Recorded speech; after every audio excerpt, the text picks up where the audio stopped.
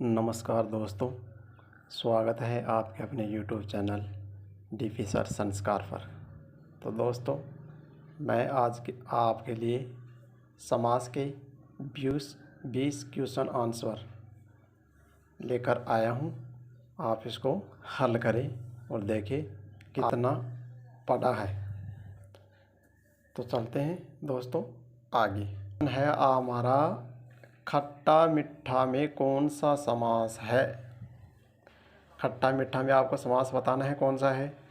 तत्पुरुष, द्विगु, कर्मधारय, द्वंद्व। सोच समझ के बताइए कौन सा आंसर है इसका।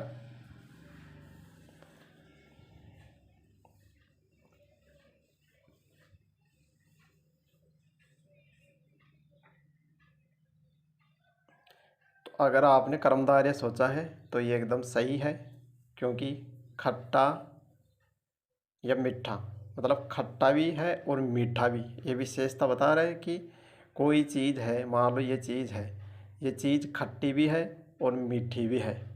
तो ये इसकी विशेषता है उस चीज़ की कि खट्टी भी है और मीठी भी है। तो इसमें तत्पुरुष नहीं है। द्विगु इसमें संख्यावाची आती है, ये भी नहीं है। अगर आप ये द्वंद्व कर रहे हैं तो ये गलत हो सकता है कि आप ऐसे सोचो कि खट्टा और मीठा। नहीं, खट्टा भी है और मीठा भी है, ये विशेषता हो रही है, तो ये भी गलत है। तो इसमें कर्मधारय सही रहेगा।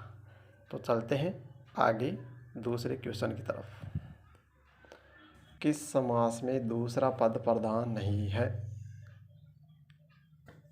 बताइए किस समास में दूसरा पद प्रधान नहीं है। तो इसमें है द्वंद्व। मैंने इसकी ट्रिक बताई थी। तक, देने, देने पद, यानी तत्पुरुष, कर्मधारय और द्विगु। तत्पुरुष, कर्मधारय और द्विगु, इनमें तो दूसरा पद प्रधान होता है, लेकिन द्वंद्व है, द्वंद्व में दोनों पद प्रधान होते हैं। प्रश्न नंबर 3, समास का शाब्दिक अर्थ होता है। संक्षेप, विस्तार, विग्रह, विच्छेद। बताइए कौन सा है। तो अगर आपने सोचा है संक्षेप, ये सही है, क्योंकि समास का शाब्दिक अर्थ होता है संक्षेप। मैंने पढ़ाया था तब बताया था, संक्षेप या संक्षेपण। चलते हैं अगले क्वेश्चन की तरफ। चंद्रमौली में कौन सा समास है?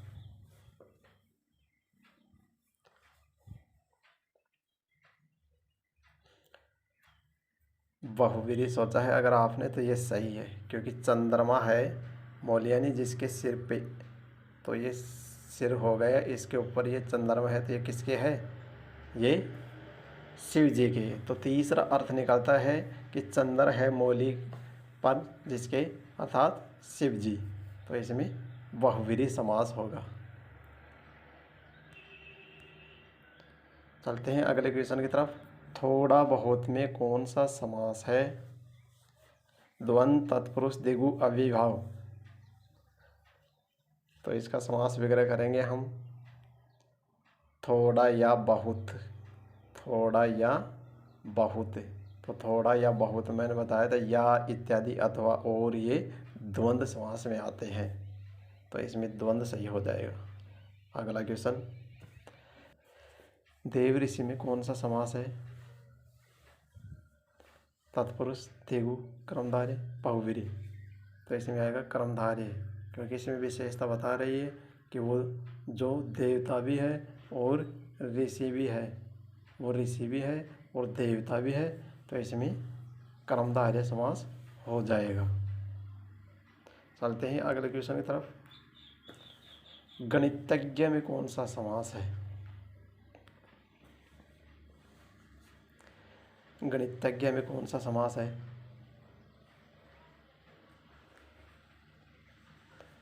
अगर आप द्विगु सोच रहे हैं तो द्विगु में तो संख्यावाची आती है, ये तो गलत है। अव्ययीभाव मैंने अव्यय और उपसर्ग बताए थे, इसमें अव्यय उपसर्ग नहीं है, ये भी गलत है। कर्मधारय, कर्मधारय में विशेषता बताई जाती है, इसमें विशेषता नहीं बता रही है, तो इसमें तत्पुरुष होगा। मतलब गणितज्ञ, गणित को जानने वाला। गणित को जानने वाला। मैंने बताया था कि गणित और इसके बाद में अगर प्रत्यय होगा, गया आ गया ना इसमें, जैसे मैंने लिखवाया था आपको अंडज, पंकज, इस प्रकार से ये लास्ट में प्रत्यय आ जाते हैं, ये तत्पुरुष समास होगा। तो इसमें ये ज्ञ आ रहा है कि गणितज्ञ मतलब गणित को जानने वाला, तो इसमें तत्पुरुष समास हो जाएगा। चलते हैं अगले क्वेश्चन की तरफ।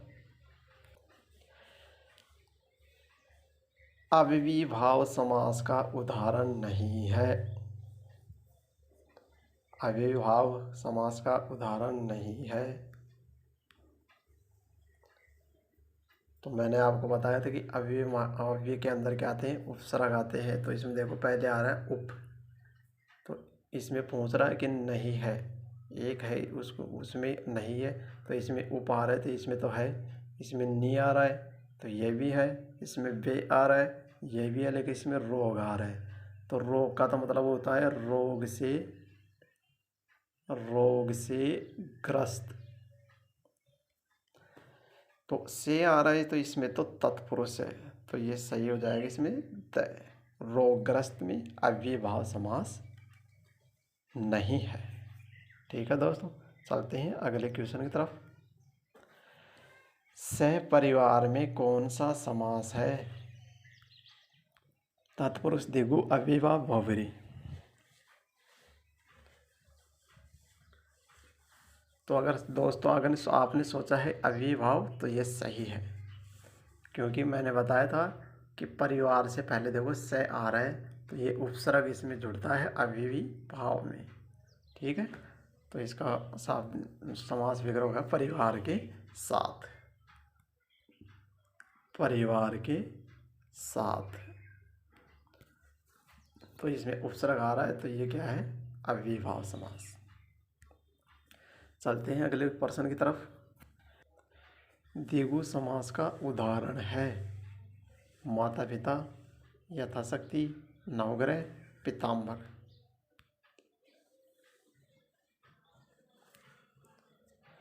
तो अगर आपने सोचा है इसमें नवग्रह तो ये सही है, क्योंकि द्विवी मैंने बताया था, द्विवी का मतलब दो, और दो मतलब क्या होती है, संख्या। तो जिसमें संख्या आती है वो द्विगु समास होता है। तो इसमें माता पिता रहा है, ये इसमें संख्या नहीं है, यथाशक्ति इसमें संख्या नहीं है, पीताम्बर इसमें संख्या नहीं है, तो ये हो जाएगा नवग्रह। इसमें नौ ग्रह, नौ ग्रहों का समूह। चलते हैं प्रश्न नंबर 11। विशेषण और विशेष्य के योग से कौन सा समास बनता है? विशेषण और विशेष्य के योग से कौन सा समास बनता है?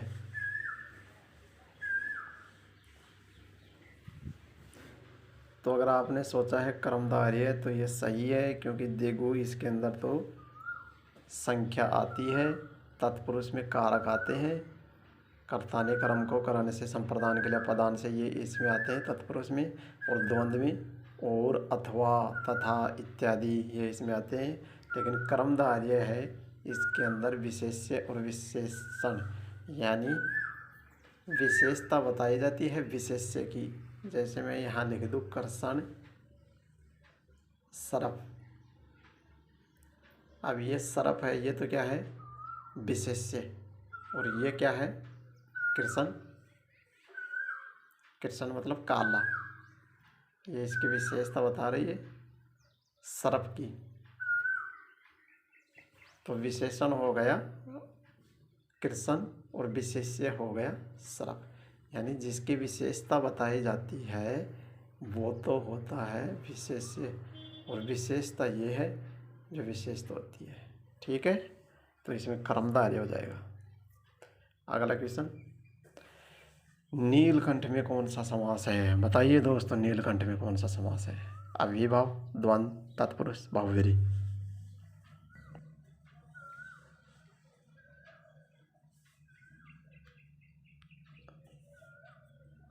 अगर आपने सोचा है बहुव्रीहि तो ये एकदम सही है, क्योंकि नीला है जो कंठ, नीला है जिसका कंठ, नीला है कंठ जिसका, किसका है नीलकंठ?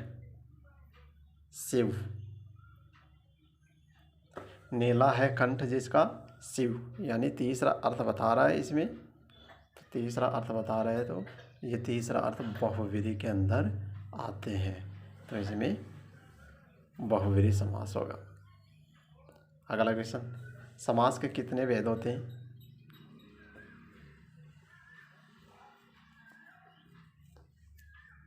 अगर आपने सोचा है 6 तो सही है, क्योंकि समास के भेद अव्यय, कै, तो, दे, ते, समोसा, मतलब अव्ययीभाव, बहुव्रीहि, कर्मधारय, तत्पुरुष, द्विगु और द्वंद्व। 1 2 3 4 5 6, तो ये 6 भेद हो गए इसके। ठीक है, तो इसके 6 भेद हैं।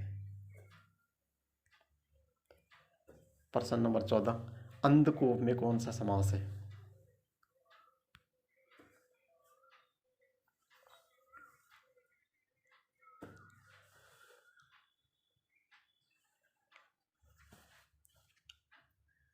इसमें देखो द्विगु है, द्विगु के अंदर क्या होती है?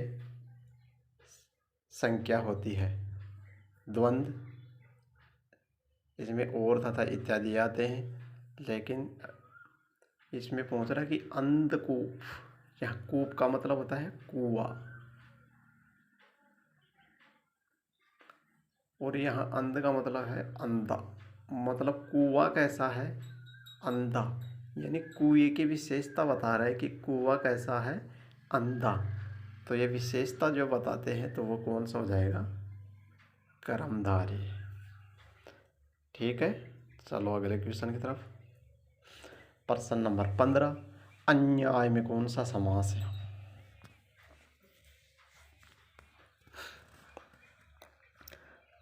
तत्पुरुष, द्विगु, अव्ययीभाव, द्वंद्व, बताइए कौन सा समास है? अगर आपने सोचा है अव्ययीभाव तो ये गलत है।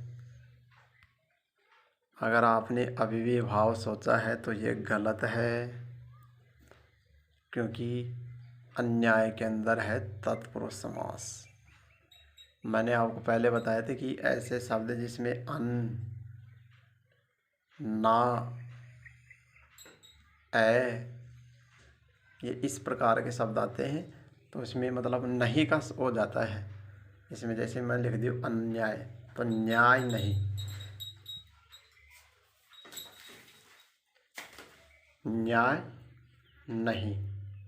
मैंने बताया था कि नालायक, जो लायक नहीं, इस प्रकार से, तो अन्याय के अंदर तत्पुरुष समास हो जाएगा। क्वेश्चन नंबर 15 के बाद चलते हैं क्वेश्चन नंबर 16, कन्यादान में कौन सा समास है?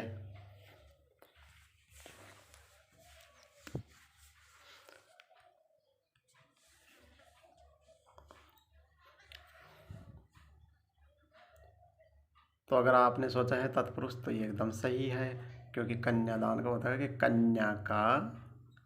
कन्या के लिए दान। अब इसमें देखो के लिए आया है, और के लिए किस में आता है? संप्रदान के लिए, तो ये कारक हैं, और जिसमें कारक आते हैं इस प्रकार से समास विग्रह करने के बाद, तो उसमें हो जाएगा तत्पुरुष। अगर आप करेंगे द्विगु तो ये द्विगु इसमें संख्यावाची आते हैं, तो ये संख्यावाची है नहीं। कर्मधारय इसमें विशेषता बता नहीं रहा, और यहाँ तीसरा अर्थ आ नहीं रहा, तो इसमें हो जाएगा तत्पुरुष समास। प्रश्न नंबर 17, जब किसी समास में दोनों पद प्रधान हो तो उसको क्या कहेंगे? कौन सा समास कहेंगे? किस समास में दोनों पद प्रधान होते हैं?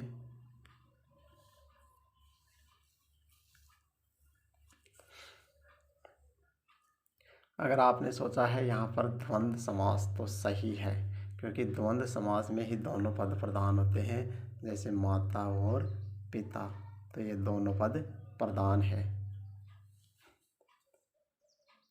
अगला क्वेश्चन, शताब्दी में कौन सा समास है?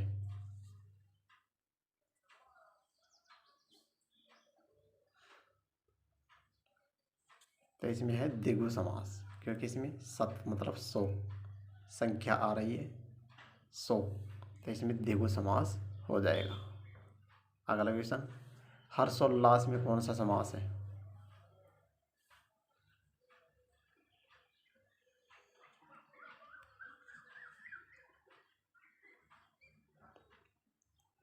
अगर आपने सोचा है द्वंद्व है, क्योंकि द्वंद्व है हर्ष और उल्लास, इसका समास विग्रह करेंगे तो हर्ष और उल्लास, तो इसमें आ जाएगा हर्ष और जिसमें और आ जाए वो द्वंद्व समास होगा। और अब चलते हैं लास्ट क्वेश्चन की तरफ। स्नातकोत्तर में कौन सा समास है? तो अगर आपने यहाँ सोचा है तत्पुरुष, तो ये सही है, क्योंकि स्नातकोत्तर है स्नातक, स्नातक के बाद, मतलब स्नातक के बाद, तो स्नातक के बाद क्या होता है? स्नातकोत्तर, स्नातकोत्तर मतलब स्नातक उत्तर, मतलब उत्तर का मतलब होता है बाद में, तो स्नातक के बाद। तो देखो यहाँ के आ रहा है, तो इसमें क्या हो जाएगा?